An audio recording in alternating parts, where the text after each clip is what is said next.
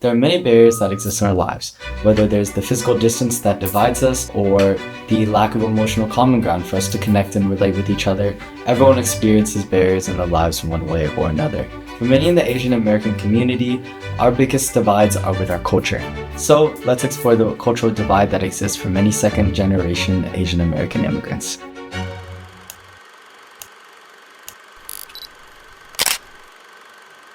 When we move to new countries, immigrants undergo something called acculturation, changes in language, behavior, attitude, or values due to immigration. All living beings have a critical period, this window of time where an individual is especially sensitive to environmental conditions. Skills, characteristics, and behaviors are most readily acquired during this period, and for humans, it is going to be in our childhood and adolescence.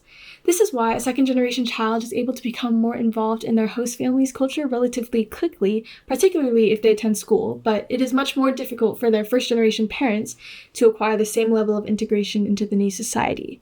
Children have a much easier time learning new languages and attitudes than adults who have already completed their critical period.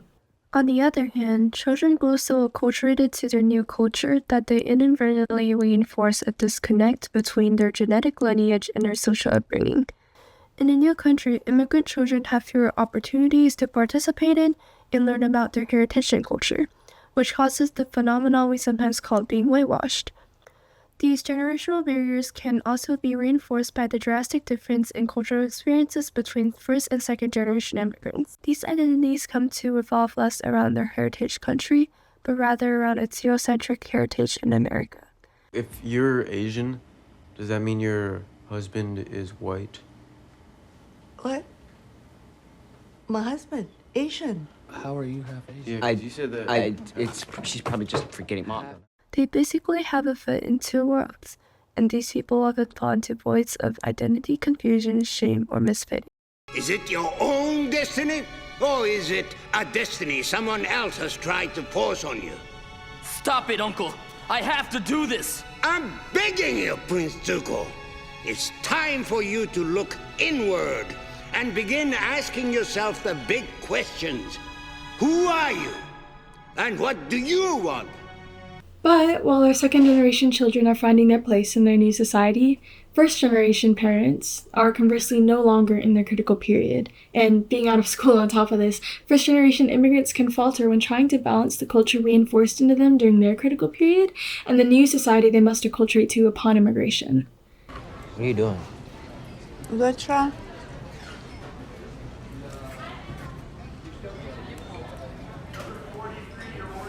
So Asian. A divide in social stigma often makes this increasingly difficult for first-generation parents. It's common for certain parenting styles, cultural practices, or code of behavior to be considered decorum in their home country, but demeaning or even authoritarian in their new country's culture. Since the social and historical experiences of our childhood not only shape our adulthood, but inform our parenting as well, first-generation parents easily carry over the parenting methods they received during their critical period.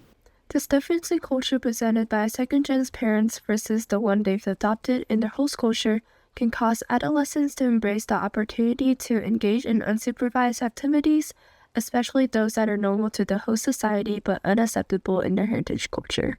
These children may also resent their parents' strict parenting styles when they compare them to the permissiveness of their peers' parents.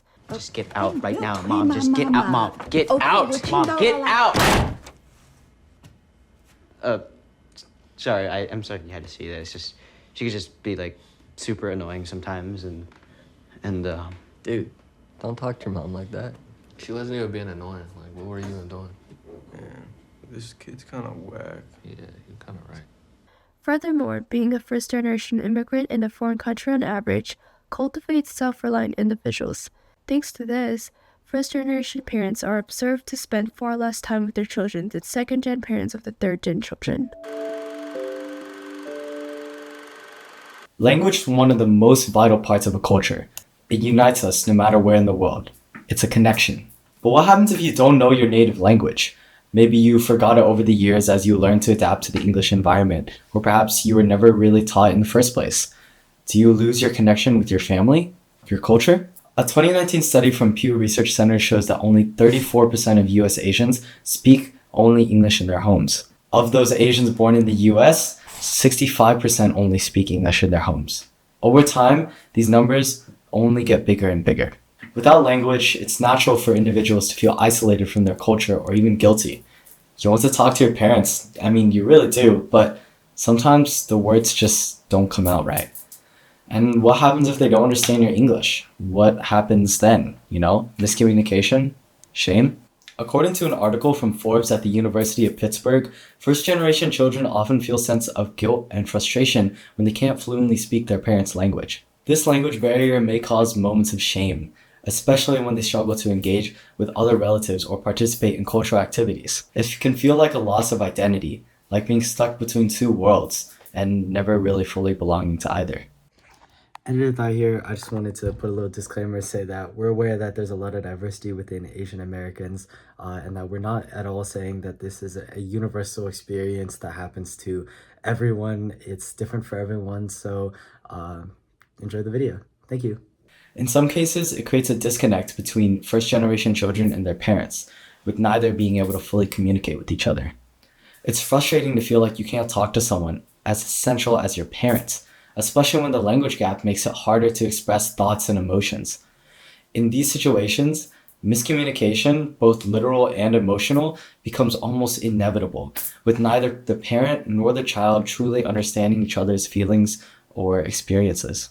However, this doesn't mean we just lose our connection. Family makes connection in even stronger ways. Communication isn't limited to the words we share. It's in the time we spend together and the little actions that we do for each other. In times when we can't communicate verbally, humans learn to communicate through actions. Ultimately, language is a bridge. It's one that connects generations, preserves traditions, and fosters deeper understanding, but it's not the only bridge we have access to. While losing fluency in a heritage language may create challenges, cultural identity is built in so many other ways, whether it's through shared traditions, food, or even simple gestures that we do for each other. The bond between families can remain strong even when words fail.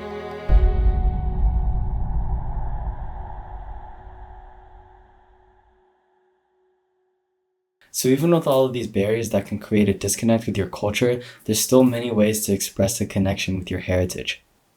No one can or should define who you are or what your connection to your culture is. We encourage you to find what your culture means to you and explore the vast and beautiful history that comes with your heritage.